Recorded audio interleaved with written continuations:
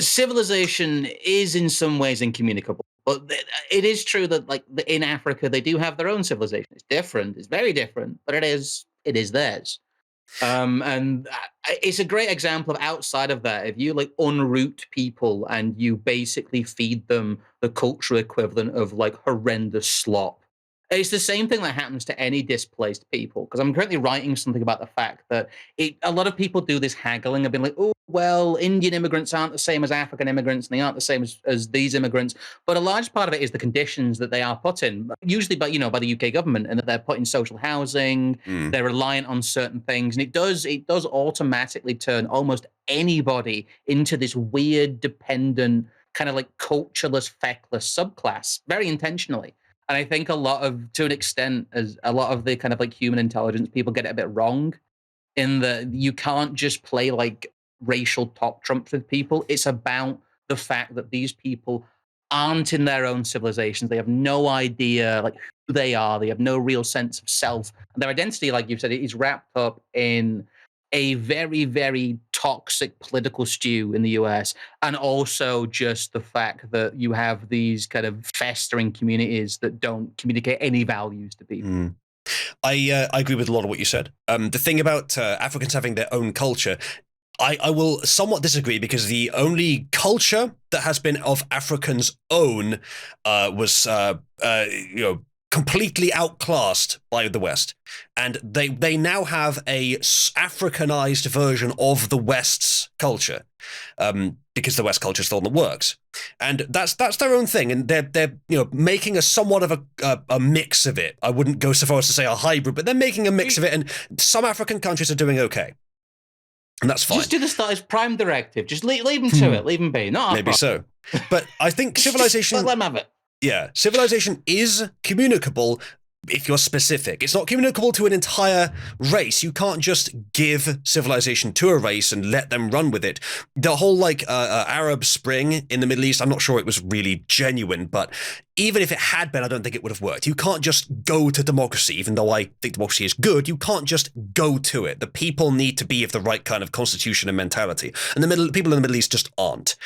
However, if you have a small portion of some other people in a prosperous country, a small portion who have been picked as the best from their culture, the most compatible, absolutely Civilization can be communicable to them. But that's not what's happened. Those people who came to the US, who were not picked for merit, granted, but with enough time that can be reversed, have been sabotaged, I think, in the last 50 to 100 years, roughly. The point that the Democrats switched from being direct racists to indirect racists. They've been sabotaged. I'm somebody who gets into a bit of trouble sometimes for having quite a bit of sympathy for like black nationalists and even to an extent people who are Islamists, because they have been fucked with by the security state very heavily. I mean, Malcolm X had a big point about what was done to the black community in America, to the point that he was, famously quite good friends with Commander Rockwell, the leader of the American Nazi Party. There's a great image of them, the black and the white guy grilling. And it's Lincoln Rockwell and Malcolm X. It's just like, this is what the establishment fears. But it's true. There's a lot there's a lot of outsiders within that community who are very different than what you expect from what would be referred to as the plantation. Someone says animals become dependent if you feed them. Humans aren't above this effect. I'm not recommending feeding them. I'm recommending bringing them into the fold of a meritocratic system, which encourages and requires them to be worthwhile, the same as everyone else. A very bold anti-Live Aid stance there, though. No, honestly, like I'm pretty sure that aid to other countries is just a bad idea, especially because it's terrible. Oh no, you're right. I've got a well-researched thing about this coming out at some point. Western aid is disastrous. Yeah. It is like learned helplessness feeding wild animals. Because what it's referring to there is what's called learned helplessness. Yes, exactly. Third world countries, most of the people in them, almost all the people in them, they just multiply in accordance with the available food.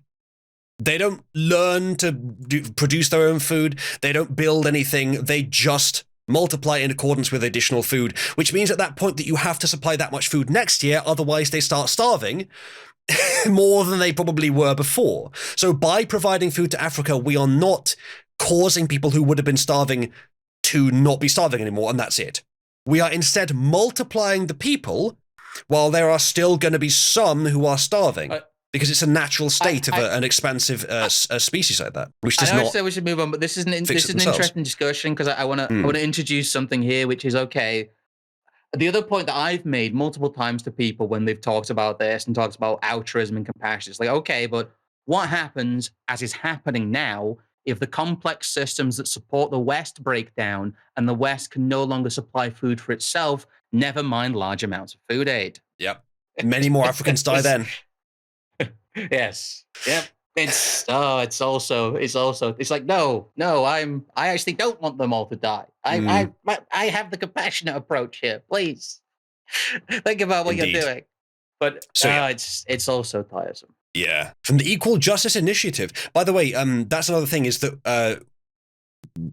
part of the reason that the left does sometimes quote data like this, as they are in this, because I assume this is leftist, in this article, is that they see this data and they think, well, blacks get incarcerated more than whites.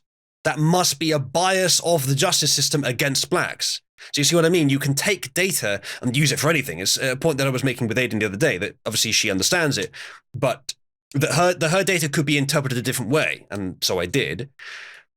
You can interpret data like this in multiple ways. The difference here, and neither of the interpretations we have before us are necessarily right, but the difference is that we have actually tested the ideas. We've run a society for the last few decades on the notion that the leftist perspective on this is correct, and they've tried everything, and it hasn't helped. In fact, it's made it worse. So the lessons of reality bear out that no, the correct interpretation of this data is not simply that they are mistreated. It's just, I don't know. It's one of those things that's just going to stick around and be annoying for a long time because, like I said, there is no real way to test it. I know quite a few of the human intelligence research people. You know, I'm quite good, got quite good. I won't call them a friend, but I'm an acquaintance of people like Ed Dutton and a few of his people. I think they're currently in Malaga or something doing one of their little underground conferences because they basically have to do it guerrilla style because the people come in and bust. It is like completely verboten that level of research. So we're not going to get an answer, or at least a definitive answer, any soon. But it is very clear that yes, the weighting the system the other way to try and wait for it to balance out. We've had what 60 years, 65 years of it now, and Roughly, it just hasn't worked. Yeah, well, we tried that one, that didn't work. Yeah, it's clearly a false premise. It's clearly time to stop. It's time to stop.